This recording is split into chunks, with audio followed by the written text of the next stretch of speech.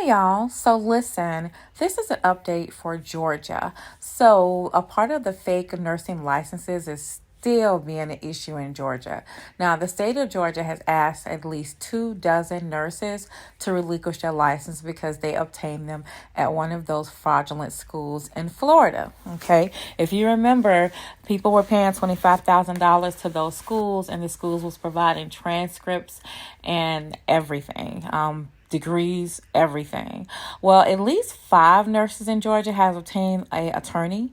They said, hey, we got our license fair and square. We actually did the work, and everyone should not be lumped into the fake nursing category. Now, while at least I think 9,000 students attended this school, they only found that 2,100 of them were actually fake. So I agree. They should not lump all of them together. They need to investigate them one by one.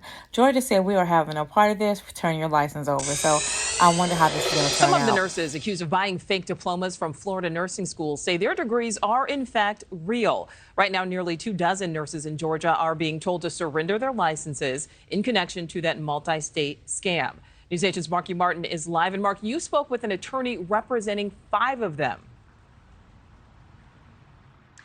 Yeah, that's right. She represents 5 Georgia nurses who were all sent letters asking them to surrender their licenses.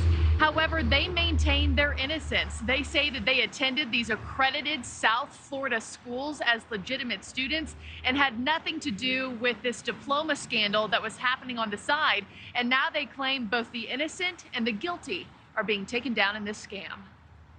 Not only is this a public safety issue, but it also tarnishes the reputation of nurses who actually did the hard clinical and coursework required to get licenses and jobs. It's the strange scheme that has taken the healthcare world by storm. The feds busting a ring of scammers who sold fake nursing diplomas to nearly 8,000 aspiring students. The U.S. Department of Health and Human Services dubbing it Operation Nightingale. My big question is, were they complicit in acquiring these phony degrees, or do they think that they were duped? My clients maintain that their education, their diplomas are legitimate, and they did nothing fraudulent to obtain their education. Hannah Williams is the attorney for 5 Georgia nurses who have been asked to surrender their licenses in the wake of the scandal. No one wants a category of nurse, a fraudulent nurse, taking care of them or their loved one. However, there are legitimate students who went to that school,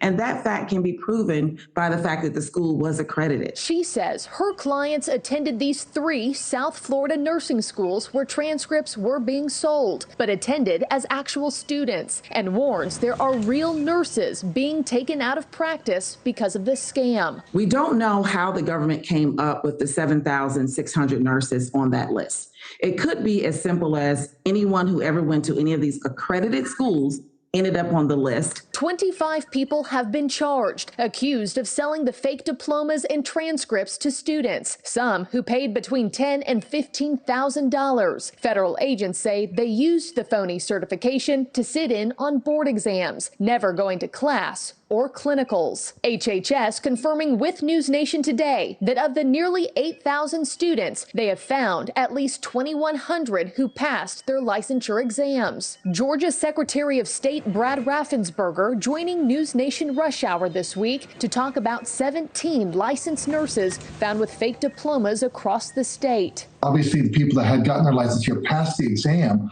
but they obviously had not done the coursework at these schools. And so it's obviously something that just makes you ineligible to be a licensed nurse practitioner here in the state of Georgia. But Williams says innocent nurses, including her clients, are being dragged down with them. Right now, we need to figure out who were the nurses who were legitimate, who were the nurses who were fraudulent, and we should not be lumping them together into one category without allowing them due process.